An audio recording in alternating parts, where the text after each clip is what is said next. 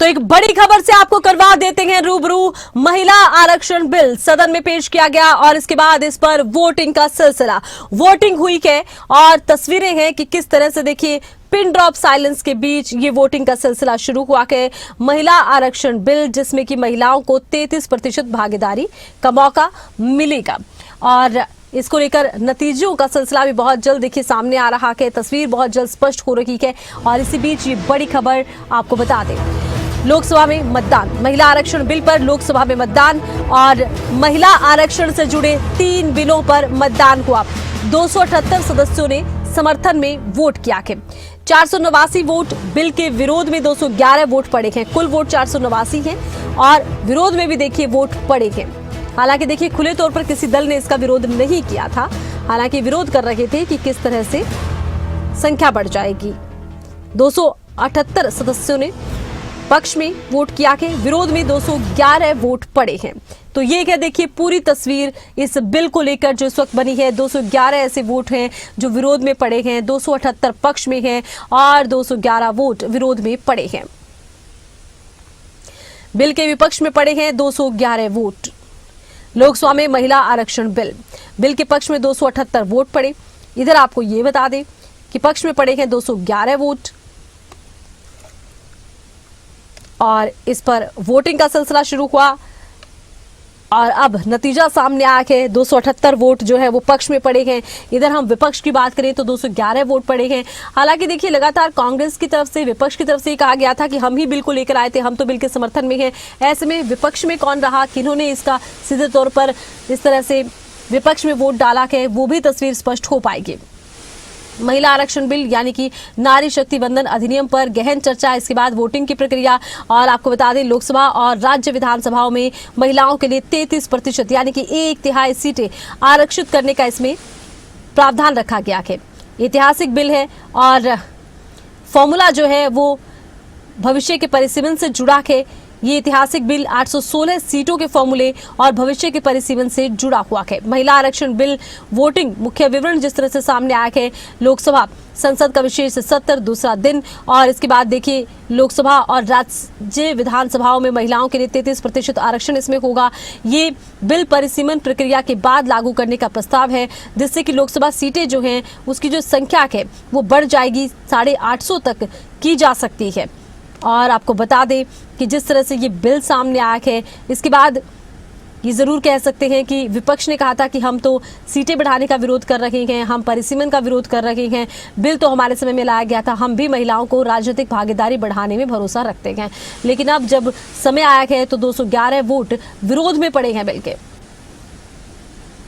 सरकार ने सभी दलों से समर्थन मांगा जबकि विपक्ष ने संशोधन और विस्तृत चर्चा की इसमें मांग की थी। अमित शाह ने बयान दिया था। गृहमंत्री अमित शाह ने कहा कि कांग्रेस द्वारा संशोधन वापस लेने की मांग को एक सुनियोजित जाल के तौर पर वो बताते नजर आए। नारी शक्ति वंदन अधिनियम और इस पर देखिए बिल को लाया गया, सदन में बहस हुई है और इस बहस के बाद वोटिंग का सिलसिला 278 वोट पक्ष में पड़े हैं और 211 वोट ऐसे हैं जो विपक्ष में पड़े हैं।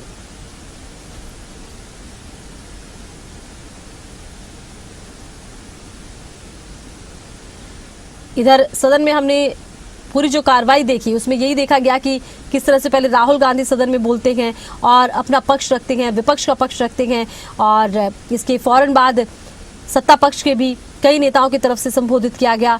अमित शाह ने संबोधित किया और उन्होंने कहा कि राहुल गांधी ने जिस तरह से इस बिल को लेकर बयान दिया है उस पर उन्होंने कहा कि हमने बहुत बार समझाया है लेकिन फिर भी वो समझने के लिए तैयार नहीं है।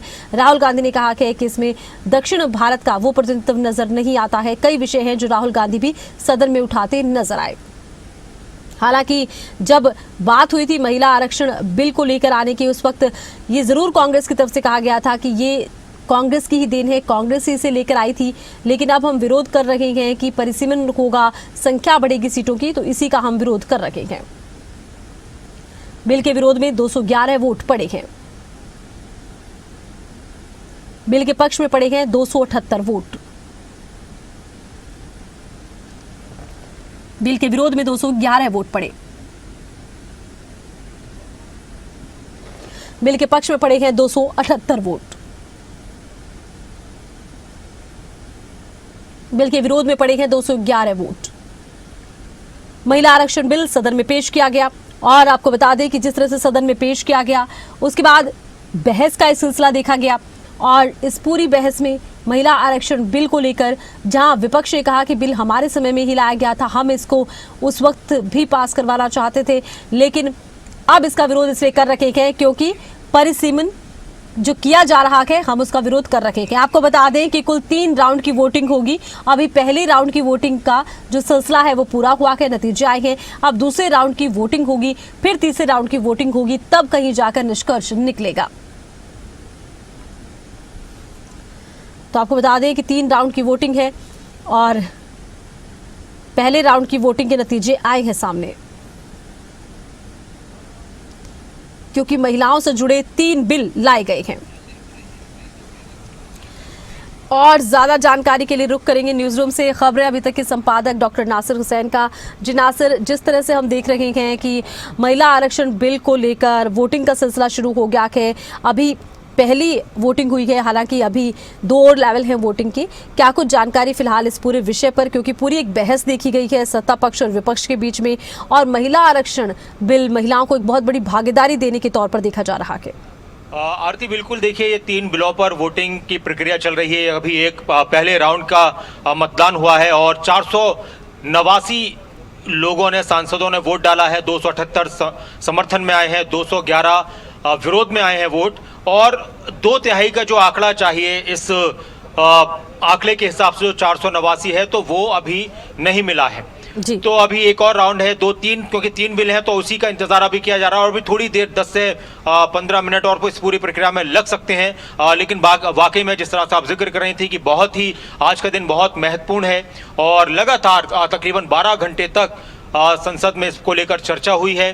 सत्ता पक्ष और विपक्ष की तरफ से अपने अपने तर्क दिए गए और आखिर में एक चीज ये भी आई थी, जो मामला पेचीदा बना हुआ है, पेच फंसा हुआ, वो है परिसीमन का। महिला आरक्षण बिल को लेकर देश की सभी राजनीतिक पार्टियां, चाहे वो सत्ता पक्ष से संबंधित रखती हो, चाहे विपक्ष से संबंधित रखती हो, चाहे वो एनडीए के अंदर हो, चाहे इंडिया गठबंधन के अंदर हो, या फिर दूसरी पार्टियां हो, सभी ये कह रहे हैं कि आवाज में कि हम महिला आरक्षण बिल के समर्थन में है। लेकिन जो परिसीमन की बात आई है कि देश के अंदर अब सीटों की संख्या बढ़ाई जानी चाहिए, उसको लेकर सवाल जवाब हो रहे, तो उसको लेकर आशंकाएं जताई जा रही थी विपक्ष की तरफ से। हालांकि देश के गृह मंत्री ने आज ये कहा है कि कहीं भी किसी भी राज्य के साथ गलत नहीं किया जाएगा, सब राज्यों में 50% सीटें बढ़ाई जाएंगी। इस पर फिर संसद के अंदर एक और बात आई कि क्या लिखकर इस बात को दिया जा सकता है। तो देश के गृह मंत्री ने भी कहा, अमित शाह ने, कि अगर 1 घंटे सदन की कार्रवाई को बढ़ा दी जाए तो मैं इसका नोटिफिकेशन ला सकता हूं, हम लिखकर भी दे सकते हैं। और फिर उन्होंने कांग्रेस की मंशा पर सवाल उठाया कि कांग्रेस इसको एक अलग तरह का रूप देकर इस मामले को उलझाना चाहती है। तो ये सारी चीजें हम देख रहे थे, लेकिन जिस तरह से इस बिल को पास कराने की बात है, वो कहीं ना कहीं आंकड़ों के लिहाज से अगर हम देखें तो वो सरकार के साथ फिलहाल आंकड़े नहीं है। और ये जो मतदान हुआ है 489 सांसदों का, उसमें भी आंकड़ों के लिहाज से जो 2/3 बहुमत चाहिए था बिल के, किसी भी बिल के पास, इस बिल को पास कराने को लेकर, वो अभी तक पहले राउंड में सामने नहीं आया है। बिल्कुल, तो पहले राउंड में वो सामने नहीं आया है। अच्छा देखिए नासिर, अब ये भी देख रहे हैं कि परिसीमन का लगातार विपक्ष विरोध कर रहा है। विपक्ष ने ये जरूर कहा है कि देखिए महिला आरक्षण के हम समर्थन में हैं, कांग्रेस के समय में इस बिल पर खूब चर्चा हुई थी, कांग्रेस इसे लाना चाहती थी, भले ही आज इसे एनडीए लेकर आ रहा है, लेकिन हम महिलाओं के आरक्षण के विरोध में नहीं है, परिसीमन के विरोध में है। परिसीमन के विरोध के पीछे जिस तरह के तर्क सामने आए हैं, क्या लगता है कितना, लेकिन इसी बीच कुछ हलचल लोकसभा में है, पहले उस पर रुख करते हैं।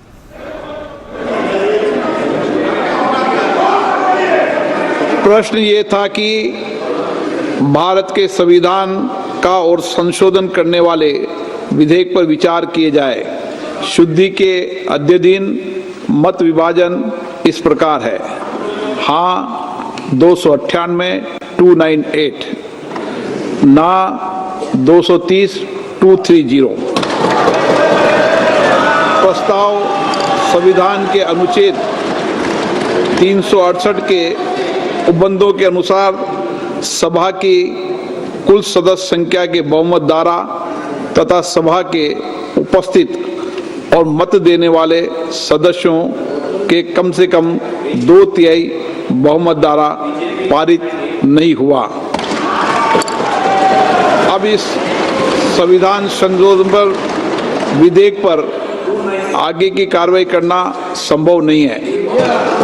अतः संघ राज्य क्षेत्र विधि संशोधन विधेयक 2026 तथा परिसीमन विधेयक 2026 के संबंध में आगे की कार्रवाई पर निर्णय लेना है। माननीय संसदीय कार्य मंत्री जी। Honorable Speaker, sir, besides the Constitution 131st Amendment Bill, we have two other bills, namely the Union Territories Laws Amendment Bill 26.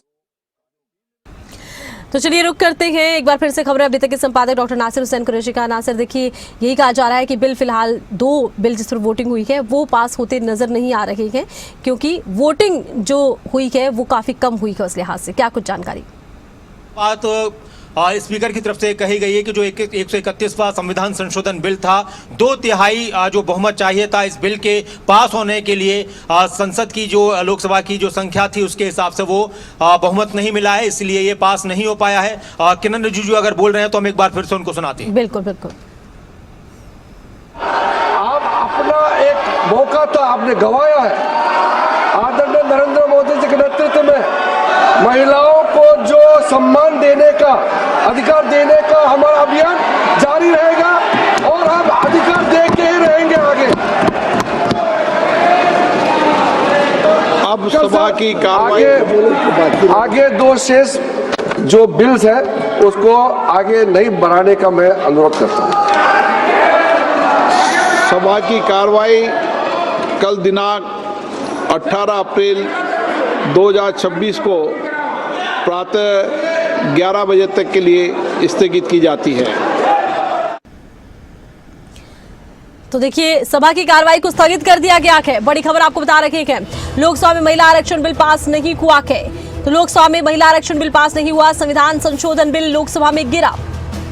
संविधान संशोधन बिल लोकसभा में गिरा है। महिला आरक्षण बिल पास नहीं हो पाया। 2/3 समर्थन में वोट चाहिए थे जो नहीं मिल सके हैं।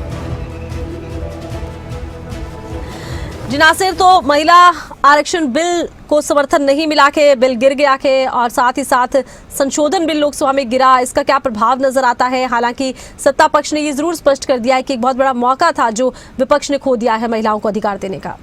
आरती, और इसी बात को लेकर लगातार चर्चा हो रही थी और आखिर में केंद्रीय संसदीय कार्य मंत्री किरण रिजिजू की तरफ से इसी बात को कहा गया कि हम इस मामले को लेकर लगातार आगे बढ़ते रहेंगे, हम महिला आरक्षण को लेकर अपनी बात आगे बढ़ाते रहेंगे।